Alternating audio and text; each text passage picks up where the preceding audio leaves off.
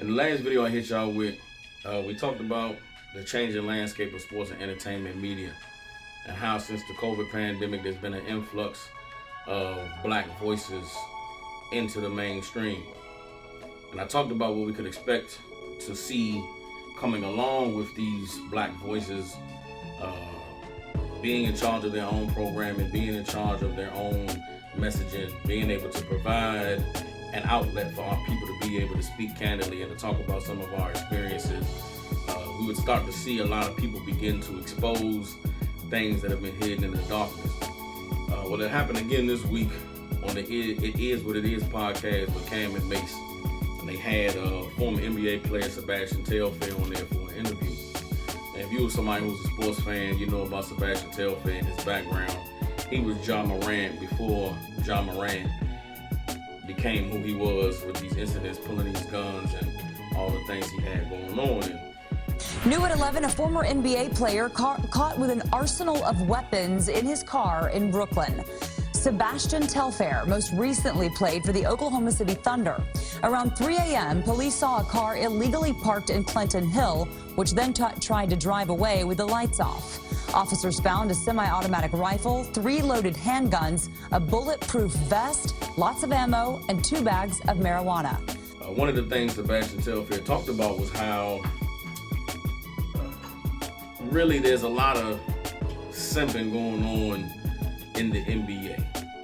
The money gets super funny with the divorce in the NBA. 9 out of 10 of the chicks is leaving in the league right now. Like, so, you know, you see the game right now, you see Fly Shorty right by son right now, she's out. 9 out of 10 is gone. When I got into the league, they used to say 7 out of 10 is 9 out of 10 is getting divorced. So dudes like Derek Fisher gave up the pension. I read that say he gave up her pension. Like, oh Lord, how you work this whole time? You're in practice. You nah. He talked about how in the current day, the new problem is that you no longer have to go out to the club to meet all the fly girls. You know what I'm saying? All of the, the high class women aren't in places where you have to travel to go see them. Now you can just pull up your phone, scroll, and it's almost like you got a menu of women to choose from. Because before, like, you go to the club, you meet the fly girl. Now you on your phone and you like, though, you got the every fly girl, like, so you being single is like, come on, you not picking from the fly girls? It's impossible. The host of the show, Stat Baby, asked him, well, what would be your advice to the younger generation, to help them maybe avoid some of the problems and the pitfalls you've seen with athletes that came from the previous generation? Surrounding the divorces, I'm just curious, what would be your advice to younger players in the league who are getting in relationships? Like, what would you tell them right now? It's tough. It's tough. Stat is tough. It's even tougher than before. And watching the response that Sebastian Telfair gave really made me feel kind of disappointed. It really showed me how much my generation of men have dropped the ball in terms of educating and preparing this younger generation of brothers about the realities that come with having money, with being that dude, and with dealing with women who chase those kinds of men. If you got an NBA contract, a nice house, a nice car right now, you feel me? Like, one of them chicks are gonna choose you right now. When I was coming up, there was a little bit of honor and integrity and dignity that men had when it came to pursuing women. You know what I'm saying? We used to refer to it as a game. Maybe they still refer to it as a game. But at one point, there was a right way and a wrong way to play the game. When there was rules to the game, there was, you could cheat, you could cut corners. And one of the things that was highly frowned upon in my generation coming up was just using money to win. Taking your money and buying women what they wanted, or spending money on a woman, or outright what we used to call tricking in order to gain a woman's affection or to get a woman to have sex with you. You know what I'm saying? Now, there were men who had money. There's always been men who have had money. There have always been men who have tricked. There have always been women who chased men who had money. There have always been women who sold their body. But there also, what was understood and didn't need to be explained is that for every woman that was out there chasing money, for every woman that was out there selling herself. There was a man who she would do all the things that another man paid her for. She would do those things for free. One example I think of is the movie Casino.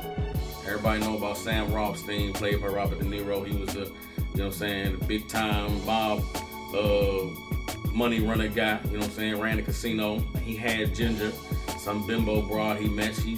I guess she was fine, I guess she was bad. He took on this wing, he married her. But in Vegas, for a girl like Ginger, love costs money. What's different about her? I don't really know. I'm gonna go powder my nose. No matter how I try, I just can't make her cry. Ginger's mission in life was money. I'll be right back. But guess what? Every chance she got, every opportunity she saw, she was sneaking away to go get with that old cat she used to deal with before she got rich, before she met this man and had the money, before she got with the sucker. From my recollection, aren't you the card shark, the golf hustler, the pimp from Beverly Hills? If I'm wrong, please correct me, because I never knew you to be a heist man. But if you are, you know what? Here, take mine too. And it seems like that's still taking place today, particularly with these athletes and these entertainers, and it's like... Does she get the pension? If she divorced, she can get the pension? Yeah, they counting on that. They talking to each other. They like, Scottie girl, Pippen you better joint just shut up. got the pension. You better shut up for 2 more years, get that pension. Why haven't these brothers woken up yet? And the reason they haven't woken up is because the honor has been lost. There once was a time where if a woman didn't want to deal with you based off the merits of you being who you were, if she didn't want to get with you based off of the way that you pursued or the way that you presented yourself, the type of man you were, then it wasn't worth it for you to have her around. You know what I'm saying? And particularly when I was coming up, I mean, every man knew that there was a woman that was out there for him. Couldn't get the fancy bras or the ones that was triggering or the ones that wanted the man to pay. No sweat, I'm cool on that. You do your thing, I'm gonna do my thing. Instead of me being mad about a woman that don't want to deal with me because I ain't got the money she's looking for because I ain't tricking, I'm gonna go find a woman that are gonna appreciate me, that are gonna deal with me for who I am and for what I'm bringing to the table. And it seems like that's been lost on this younger generation. You know what I'm saying? How, in my mind, in 2024, you an NBA basketball player with a $20 million, $100 million contract. You got all the money in the world. You know what I'm saying? You're 6 feet plus. You're in shape. You're training all the time. You're in the NBA. You got all of the things that a person would desire at your disposal. And the woman that you choose is a woman that only want to be with you for your money. The woman that you choose is a woman that you gotta pay for her to have this and for her to have that. The woman that you choose is a woman that's not willing to sign a prenuptial agreement, not willing to say, I want to be with you for you and I want to grow with you and build a family and establish a legacy and live a lifetime together. But you get the woman that's only in it for the money. But I'm telling them right now, like, yo, shorty, we don't respect y'all no more. Right now. Yeah. We don't respect y'all no more right now. So all them chicks that y'all see with dude, they corny. I don't respect it. She leaving. How can you watch for years and years, for generations, you watch these brothers come before you who are in the same position you in, chase after those kinds of women, get their lives destroyed and ruined, and then you just go and do the same thing? And the reason why that's happened is because there is not any leadership, there's no guidance, there's nobody that's grabbing these brothers up and saying, listen man, this is not the way. I know they look good on the IG. I know the Snapchat is popping. I know they OnlyFans page looks, wonderful. But brother, you go down that road, you're gonna find yourself in a deep ditch that you can't get out of. You know what I'm saying? In the interview, Sebastian Telfair named a few athletes, and he was like, damn, if these cats can't keep they broad, like, who can? KG, we're KG wife. No disrespect to KG, but we're KG. That's the big ticket. Come on, bro.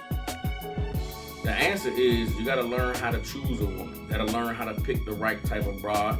But in order to be able to do that, you gotta be a certain type of man. You have to be a man who's not validated or not boosted up based off of how fine the woman he got is. You know what I'm saying? Or it's like it's a lot of nuances to the game that this younger generation of brothers is just not getting, man, and it's our responsibility for having that taught them. Like, I don't even have the all the way advice to give the dudes, because it's like, how I'm gonna tell a dude right now that's doing his thing, like, how I'm gonna tell little Trey Young not to mess with some of these girls I'm looking at Instagram. It's like, I'll just be following them just cause, like, damn. You know what I'm saying? You don't choose a woman because she got a big butt and a nice smile. You don't choose a woman because she's all on you, just trying to throw it at you. You know what I'm saying? You don't choose a woman because, you know, you gotta recognize that if you not special in this woman's eyes, if you getting her because you got the money, because you balling, anybody who getting the money, who balling, could get her. Drake said if I give her a 10-piece, that don't mean we in the night. You know, sometimes Drake may pay you $10,000 to get away from you.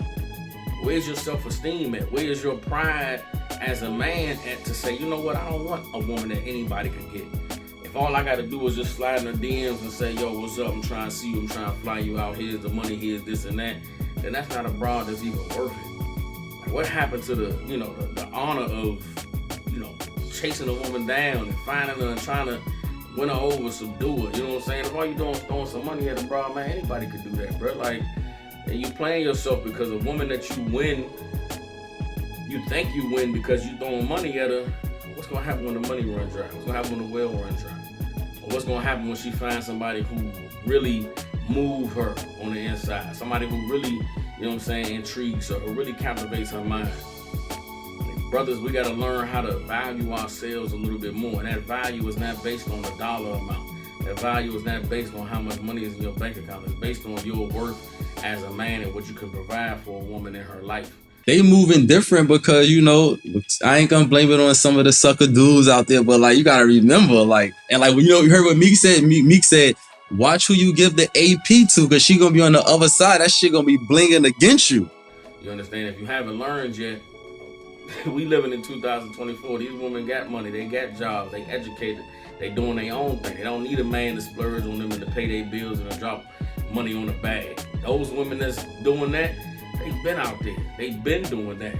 But there's women out here who have their own, and all they looking for is a man to be a man.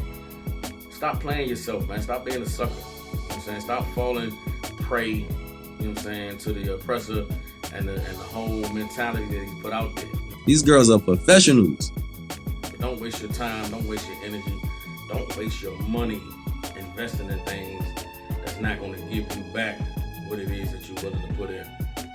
But hey, maybe I'm just an angry black man. I don't know what the fuck I'm talking about. Chief Soccer, your angry black man media. Captain 10,000 Soccer World, I should be Morality is the movement. Righteousness is the standard. And I'll holler at y'all.